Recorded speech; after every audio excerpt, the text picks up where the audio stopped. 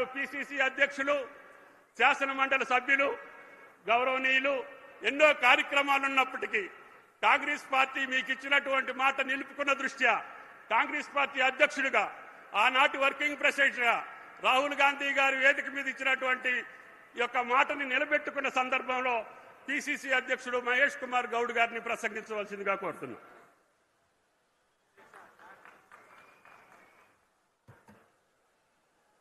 రైతుల పక్షపాతి, యావత్ దేశంలోనే ఒక మేటి రైతు ప్రభుత్వాన్ని నడుపుతున్నటువంటి మాన్య ముఖ్యమంత్రి శ్రీ రేవంత్ రెడ్డి గారు, వ్యవసాయ శాఖ మాత్యులు తుమ్మల నాగేశ్వరరావు గారు, వేదిక పైనటువంటి మంత్రులందరికీ, ఎమ్మెల్యేలు, ఎమ్మెల్సీలు, ఎంపీలందరికీ, మీ అందరికి కూడా నమస్కారాలు.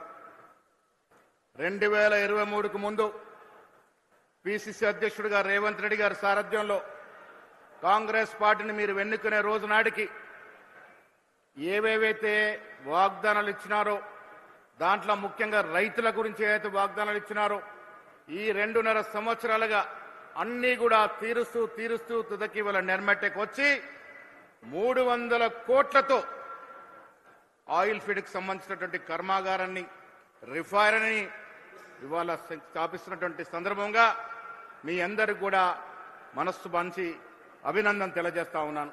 మిత్రులారా, ఎవరిని చెప్పినా రేవంత్ రెడ్డి గారికి ఒక విజన్ ఉంది, ఒక దూరదృష్టి ఉంది. ముఖ్యంగా రైతుల పట్ల, ఈ రాష్ట్రంలో రైతులకి ఏ విధంగా ఆదుకుంటే యావత్ దేశంలో ఒక మేటి రాష్ట్రంగా అవతరించబోతామో అది తెలుసున్న ముఖ్యమంత్రి గారు వివిధ కార్యక్రమాలు ఇస్తూ రైతుల్ని ఆదుకున్నటువంటి సందర్భం.